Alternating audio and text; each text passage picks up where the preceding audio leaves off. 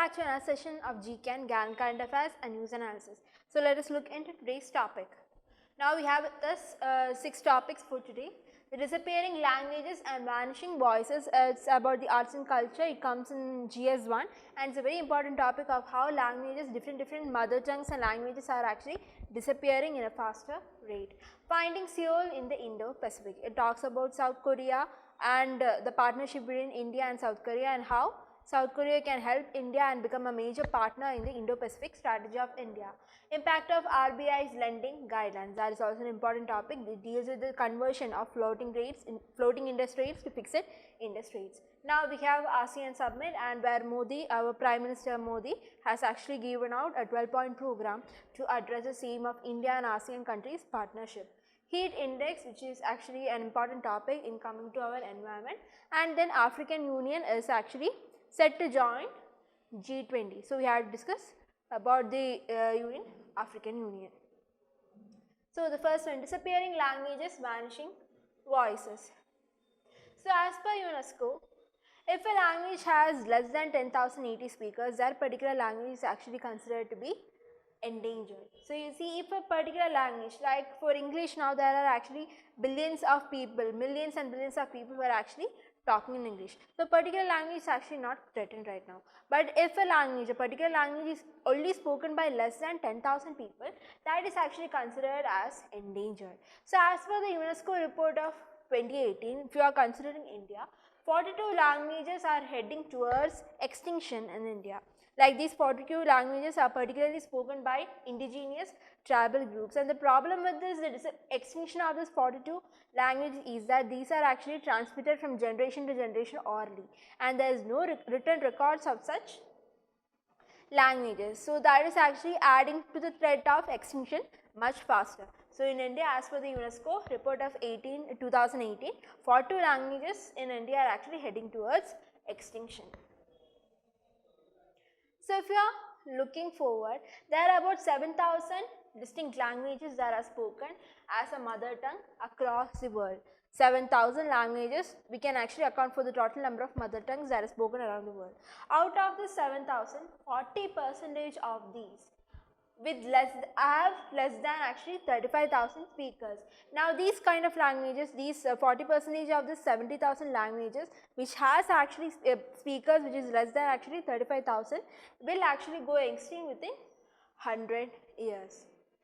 Thus we can actually state that the linguistic diversity is actually shrinking very rapidly here. And now English, because of the colonization and etc., are actually emerging as one of the dominant and the widely spoken languages all around the world. So according to the index of linguistic diversity between 1970s to 2005, global linguistic diversity declined by about 20%.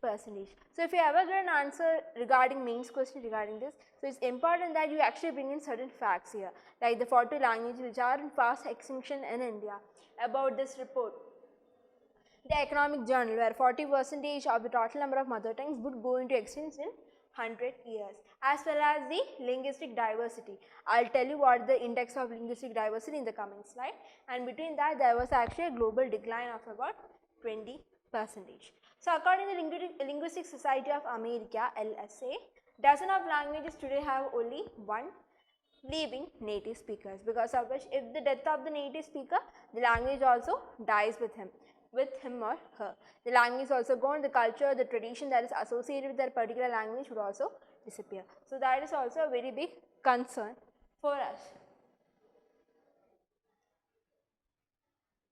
Moving on, I have to tell you about what is linguistic diversity index. So if you are taking a 0 to 1 ratio, now that is considered in this, if you actually are going to select 2 persons randomly from the country, like suppose India, I am picking 2 people from randomly, one from Kerala and one from North of India, the chances that these both people will actually talk the same languages is very less, because the diversity in India is pretty much big. So we will be close to about 1. But if you are taking somebody from Cuba or etc., all of them actually speak English there. So if you are actually taking 2 people from random there also, they both are going to speak in same languages. So that is actually denoted by 0, where the linguistic diversity index is pretty much very small. One shows where the linguistic diversity is actually very huge. Now this actually comes into where there is a lot of population of different ethnicities take place. You can actually say that India is one such, where India scores about 0.930. Our linguistic diversity is pretty much higher. The probability that any two people selected from a population at random will have different mother tongues. That is what the linguistic diversity actually talks about. If it's 0, these both people who are actually taken in random will speak the same languages. If it's 1, they both will speak in different languages.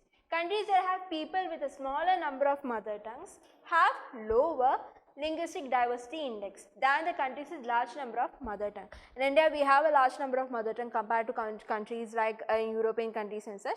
So because of which we can say that India has a higher linguistic diversity index. So there are actually 3 lowest ranking countries like Haiti 0, Cuba 0.001 and Samoa 0.002. Their linguistic diversity is very much smaller because the population is much smaller and the number of mother tongue speakers, like there is no different mother tongues there, only a minimal number of mother tongues that is actually present in the country. But if you are looking at the top three countries like Papua New Guinea actually scored up to 0.99, we have Vanuatu 0.972, we have Solomon Islands at 0.965. These are actually higher linguistic diverse index countries than India. So we should know why there are lot of shrinking, reason for the shrinking of the linguistics in India. There is actually ease of communication by adopting a common language. Even in India, we are actually moving towards like adopting an official language and such, because of which the entire administration becomes much more easier. So when you do that, a lot of like cultures or different customs actually get reduced, and then a majoritarian or dominant language actually takes place. Because like we can say English in India, because of which the other languages that are native languages are fast disappearing. Migration, pressure to shift to the pressure, like when a people actually shift from India to abroad, there is actually a pressure to learn their languages. If you are going to Spain, it is actually, and if you are leaving there and you want to work there, it's very important that you actually learn and understand Spanish there. So there is actually a pressure, so that when we are migrating to another place, we should actually learn that language. But there is actually a generational difference there. If I am going to Spain, I will actually know my native language as well as Spanish. My children will know will know Spanish majority, but would know my culture, my customs, and what are the languages they speak. But their children, when you are coming to a third generation, they will actually forget the native roots. There won't be anyone to actually tell them about the native roots, and they will actually know only Spanish. So that generational difference also takes place when the case of migration. English now has about 340 million speakers, and more than 1.2 billion speakers take English as their secondary languages, and English has much further scope. Now, how is all this actually impacted? There is actually loss of cultural heritage. There is a lot of traditional knowledge. In different languages, you might know about the traditional customs, traditional herbs, medicines and such. Everything actually gets disappeared with the disappearance of the language. Also the erosion of the identity of the culture, of the customs and roots where you actually come from. Now there are certain articles in our constitution which actually protects about the minorities. If you are looking at article 29, it grants protection to both religious minority as well as linguistic minorities in India. Article 345, it outlines the process of determining of the official language. A state can actually choose one or more languages as its official language, and they could actually consider this native language as well. Article 348, 1A, in which it allows the use of regional languages in High Court and Supreme Court and other courts as well, even though the official language is actually English. Then we have Article 350B, which actually talks about appointment of a special officer for linguistic minorities, who will be actually dealing with investigating all the matters related to that of the minorities and actually safeguarding their provision, provide for linguistic minorities in India. So remember these 4 articles, you can actually use them in your answers, especially for your GST, polity and constitution. Now moving on to the next topic, we have finding fuel in the Indo-Pacific. Now India and South Korea are actually celebrating 50th year of diplomatic relationships. So if you are looking, India-South Korea has actually a lot of huge potential to achieve now in trade, in terms of trade, commerce, services as well. But if you are looking, South Korea has CaN actually emerge as an important part in India's Indo-Pacific strategy. Now this article talks about a particular grouping called the, no, not grouping, it's about a submit called the Camp David submit. So let us look into the Camp David submit of how India-South Korea relationship can actually emerge much more victorious. So if we are looking, we have the Camp David summit. Now this is actually a summit meeting of the head of states. Now this consists of 3 countries. We have the US, South Korea and Japan. So these 3 countries coming along is actually a huge boost, and these are actually China's allies that is actually countering the Chinese aggression that is present in the Indo-Pacific region. Now there is actually a lot of other groupings you can see in this area. We have AUKUS, we have CAN, there is Chip 4 alliance between the US, Japan, Taiwan and South Korea. And including that we have this Camp David summit as well, which actually boosts or strengthens the US-led alliance structure in the Indo-Pacific region. Now that is actually aimed at countering the Chinese hegemony that is present there. So this Camp David summit also added to this kind of groupings. Now, it established an improved role of the South Korea in the Indo-Pacific, with the US ally systems and South Korea being the partner in every grouping. So they actually emerge as one of the key players in the Indo-Pacific region. So let us look how South Korea is there inside this Indo-Pacific region. Now there is actually a shift in their traditional policy.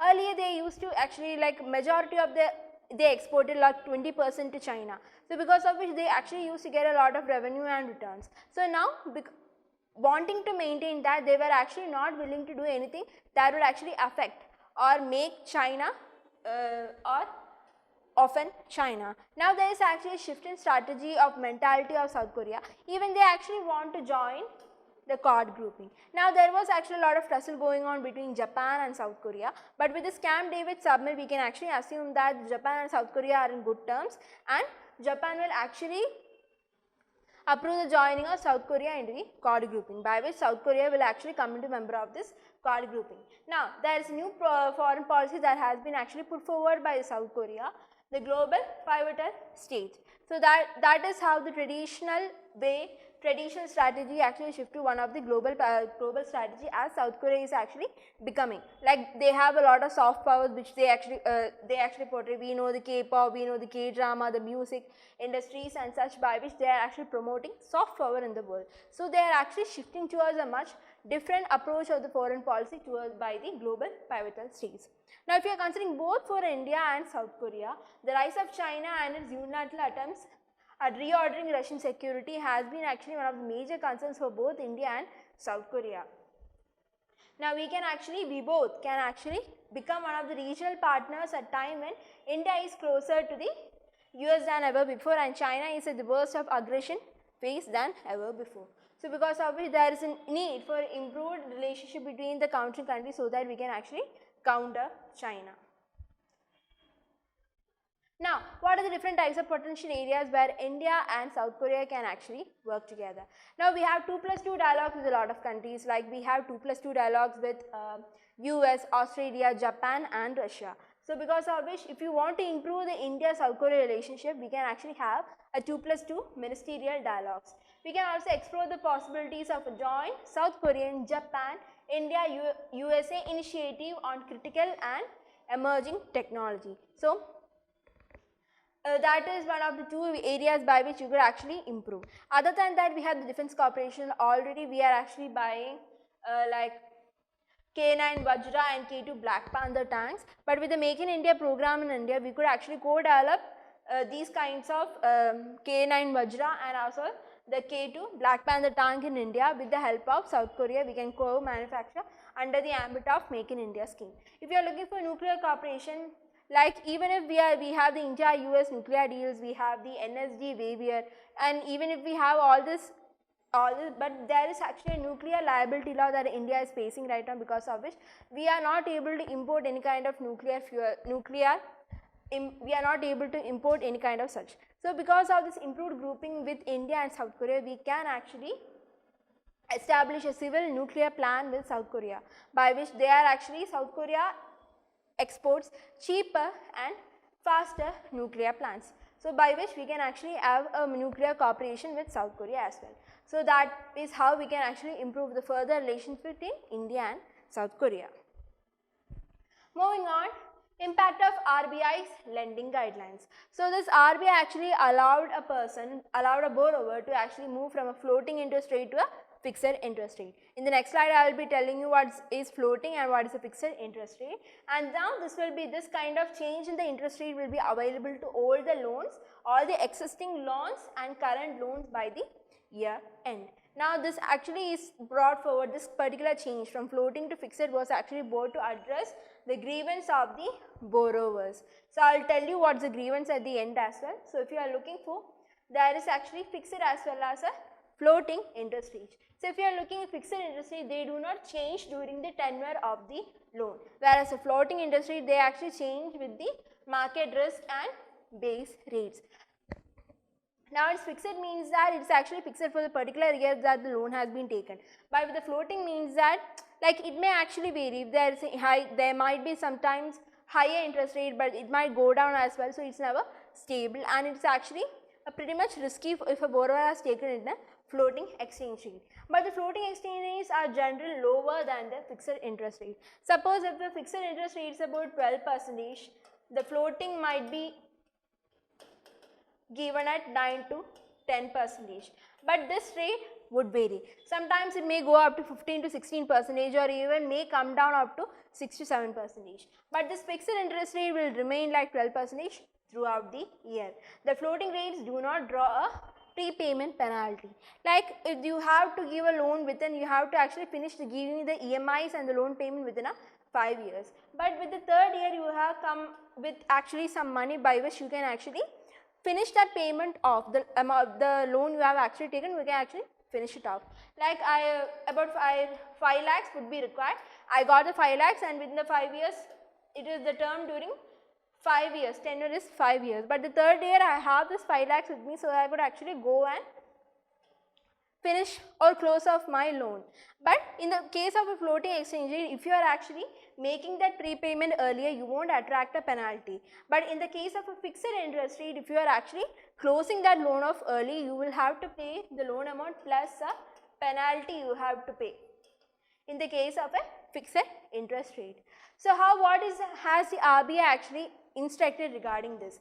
Based on the lending entities needed to draft policies on this guidelines, they have to actually lending entities draft policies by which a borrower can actually switch. Also, the policy should mention how much times a borrower can switch between the floating and actually fixed rates. The lender must also communicate any additional cost, administrative charges associated with the switch. If there is going to be any kind of like additional cost that the borrower has to pay if he wants to actually switch, also should be mentioned by the lender. What are some of the other instructions by the RBI? So you can see here, at the time of giving a loan, the lender should actually communicate the impact of changing from floating to a fixed, so that the lender will actually, borrower will know what kind of decision he has to actually take. So he can actually take much more informed decision makings. The borrower will also have the option to choose between an enhancement of the EMI or elongation of the tenor or the combination of both. So if there is actually a floating rates happening, if the rates actually go up suddenly, there might be actually if we want to actually pay it back, we have to either elongate the tenure, like it may be for 10 months but the interest rate went up and you have to pay now more, so you actually elongate the tenure, or you can actually enhance the EMI, like within the short 10 months which you need to pay off, you will be actually paying a little more amount than before, or you can actually choose a combination of both. Now this was not available before, like this was actually pertaining, which actually caused a certain grievance to the borrowers, and that is how RBI has changed from floating rates to about fixed rates. Now they can actually, borrower can actually choose if they want to enhance the EMI or elongate the tenure, or you can actually do a combination of both. Also, another important factor is that the lending entity should provide a borrower statement at the end of each quarter, which actually talks about the amount of principal and the interest rate that has been already covered till date, about the EMI amount he has paid, and like the number of EMIs installment that is actually left to pay, and annualized rate of interest. So these are actually have to provide it to a borrower a statement at the end of each quarter. This has been provided to the borrower by the lender. So that is a whole article that has been actually dealing about. Now coming to ASEAN Summit. So this ASEAN Summit recently took place in Indonesia, where our Prime Minister Modi has actually talked about 12 points. Now this actually aimed to strengthen the Indo-Asia cooperation across multiple sectors. So let us look into the 12 areas where there has been points that Prime Minister has mentioned. It aimed to establish a multimodal connectivity and economic corridor which actually connects from Southeast Asia, India, West Asia and Europe. Now this is actually aimed at countering our China's BRI, Belt and Road Initiatives and such, like a multimodal connectivity and economic corridor. Share India's digital public infrastructure stack, like we have the UPI, Bharat QR and such. We can actually share Aadhaar Pay. These can be also shared with the ASEAN countries so that there will be more digital or financial inclusion. Fund for Digital Future, increasing a cooperation on digital transformation and financial connectivity. Now also a support to their like research and development institutes in ASEAN and East Asia to act as a knowledge partner for enhancing engagement. Now collecting raising of issues actually faced by the global south. Now India is emerged as one of the leaders of the global south. So with the India ASEAN much more cooperation, like there is a lot of like 1.4 billion population in India, about 630 million population collective in the ASEAN. So by which we are actually making a huge voice for regarding the global south. An invitation to ASEAN countries to actually join the Global Center for Traditional Medicine. Now this has been jointly released by the Ministry of Ayush and by WHO. So that's a formal invitation is actually given to ASEAN to join the Global Center for Traditional Medicines. Now work together on mission life. We know to counter the climate change, we are actually adopting lifestyles for environment. So that is also actually work together between India and ASEAN. India has actually offered to share our experience in providing affordable and quality medicine. Like you know, India is one of the pivotal powers in the generic medicine. So we are actually aiming to share that kind of experience on how to create such generic medicine with the ASEAN also through the Jan Aushadhi Kendra. Now collective fight against terrorism. Now terrorism is actually like we have organized crime, we have the golden triangle and golden quadrilateral, golden crescent and golden triangle at each side of India, and you know these areas actually come under the ASEAN region is actually heavily comes under terrorism, drug and organized crime. So it's important that India and ASEAN actually take steps together to actually fight against these kind of stuffs. Invitation to also join this as two initiatives regarding disaster management. One is to initiative to join the Coalition for Disaster Resilient Infrastructure and other is a cooperation in disaster management, because India and Southeast Asia are actually heavily affected by natural disasters. So it's important that they have also take steps regarding the disaster management. Call for enhanced cooperation on maritime safety, security and domination because of the Chinese hegemony that is actually present in the South China Sea area. And also he actually mentioned that to take while addressing the East Asian Summit, PM Modi also mentioned that a code of conduct for the South China Sea should be effective and should be according to the UN clause. So that is the 12 point. Like it's not important that you bring all the 12 points, but it's important that you actually know when there is a question regarding India-ASEAN Summit, you can actually mention the 12-point formula. 12-point formula that our Prime Minister has actually put on, and if you can actually write a 3 to 4 of these, it will be very great and you will actually increase your marks in that particular answer. Now moving on, we have the heat index. Now recently Iran experienced extreme heat with a heat index of about 70 degrees Celsius in August. Now because of which they had to actually close down the economy, close down schools and such, and they have to give out holidays. Now these kinds of 70 degrees Celsius heat is actually not cannot be actually withstand by any of the human beings. Now heat index is actually also called as apparent temperature. It measures how the temperature feels to human. Now there is actually a temperature which is there, actually accurate temperature about 30 degrees Celsius, but we feel much hotter, and now we might feel like that's not 30 degrees Celsius, but we feel like it's like 40 degrees Celsius. That is called the feel like temperature. So that is the heat index is called. It actually measures how the temperature feels to human beings. Not that the normal temperature, but how it actually feels to us. If it's 30 degree outside but feel like much hotter, it close to 40 degrees Celsius. So that is a feel like temperature. Now relative humidity is an important factor that determines the heat index along with air temperature. Now we will look into relative humidity and humidity, how it's actually affecting our air temperature. So if you are looking, a complex formula to calculate heat index was actually published by Dr. Robert, and it consists of about including our air temperature, normal temperature as well as relative humidity. So hot air can actually, hot air can actually hold more moisture content compared to the cold air. Therefore, when the temperature rises, the air actually can carry whole moisture. It also increases, that actually affecting the apparent temperature or heat of the area. But the humidity is high, which means that the complete air is actually saturated, 100% saturated with water. So if you are actually sweating as well, that sweat is actually not carried away. So because of increased humidity, you have actually heat experience, you actually experience heat stress. Humidity is typically a higher duration of heat wave.